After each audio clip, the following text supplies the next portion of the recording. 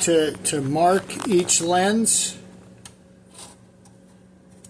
for optical center, which I guess can be done in the QC process. For training purposes only, I'm just going to spot this lens in the middle.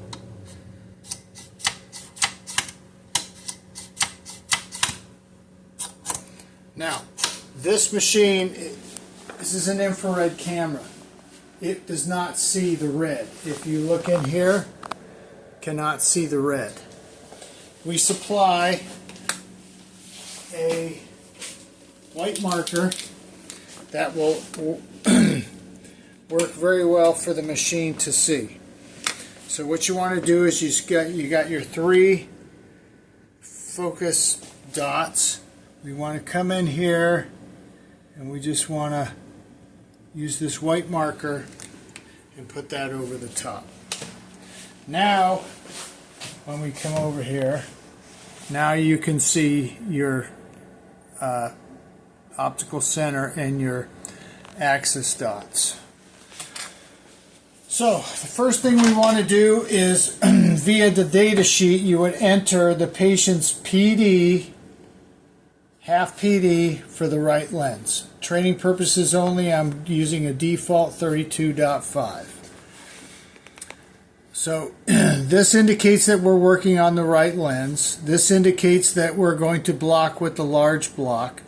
This is just a contrast for when we get the lens in there. You can see that it changes the contrast from black and white. We can go white-black and change that way. It's all a matter of operator preference. Down here, this is what we use to pull the job from the tracer. This is to acquire the frame axis for a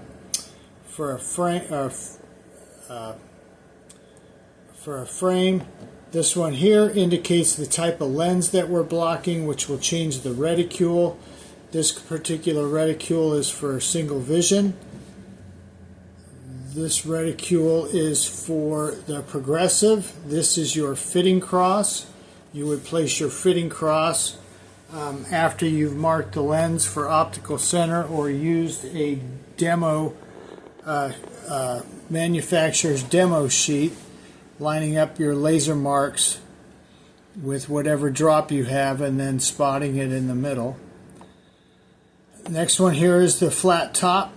The flat top is the only lens where you'll use the near PD and the segment height. So we would remove 2 from here, make this 30.5, and we'd input the segment height, which would probably be somewhere like 13. And you can see we would line our segment up based on what size the segment was. The top of the segment would go right here.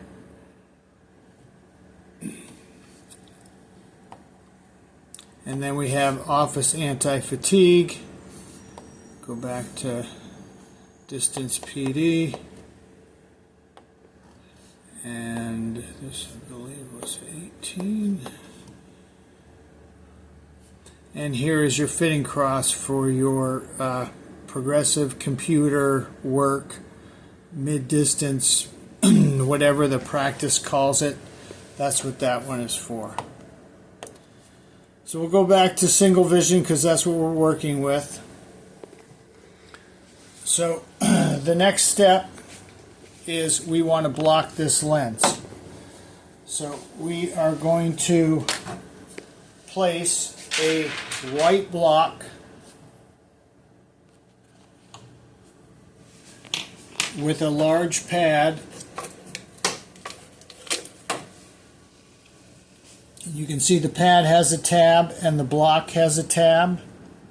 We're going to mark those tab to tab. And we're going to place that in this little block holder right here. It can only go in one way. You'll feel that it's locked in there. And we're going to pull this blocking tube up. Then inverting the lens. We're going to place it over the top here, and we're going to line up our little white dots.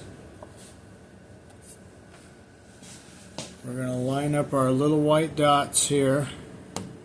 I can press on the front on the picture and zoom in, and we are just going to have to guess over here because the lens meters based on our PD. Let me do this.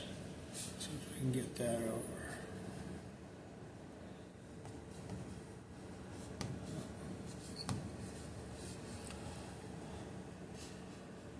Make it real narrow. 20.